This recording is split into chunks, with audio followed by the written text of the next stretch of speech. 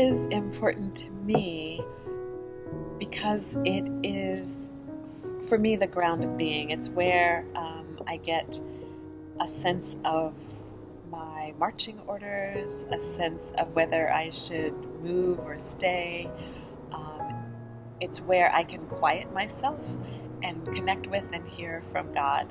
So for me, prayer is both talking and listening. I start each morning with prayer.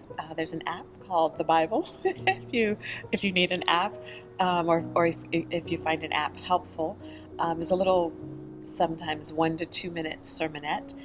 There's scripture, there's a prayer, and then of course your own time for reflection. I think is really what it's all about, to see what bubbles up for you, to see what the Spirit is saying to you.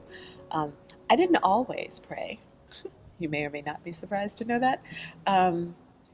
I certainly, as I said, grew up in Catholic schools, and we went to Mass every week.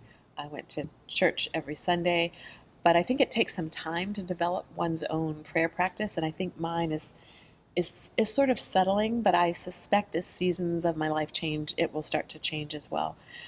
So after I do my morning prayer, I often walk for at least an hour in the morning, sometimes 2, depending on what the day has coming up. And during that walk, I'm usually listening to music, spiritual music, gospel music. That's very encouraging. That reminds me of who I am and who I am to God. I find that very nourishing and satisfying, and it really just launches me into the day. On the rare occasion when I'm not able to do that, I really notice a difference.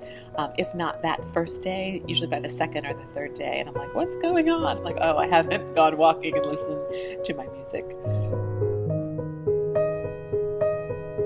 Why I think prayer is important for communities of faith. I think there is something of a common language in prayer.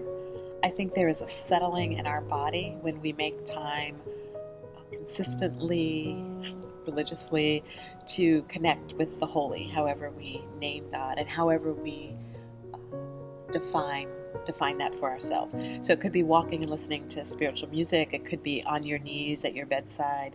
It could be listening to an app. It could be meditating and sitting in silence, spending time in nature. I also think spending time with your children, your pets, whatever those resources are that help to bring your energy in, and I would say down. For me, that's the feeling. It's like a drawing in and a settling down. I think Howard Thurman even talks about settling down. That's the place from which I think God speaks to us. And I don't believe we can do it in the busyness of life. So there's some people who say, oh, I pray when I run. And maybe they do. I'm not judging. I just find that it's in stillness and often silence or softness that the connection happens, that I hear from the holy. And I'm able to communicate things sometimes that I didn't even know were in there. But I think we've got to stop and disconnect from the other things that are distracting us in order for this to happen.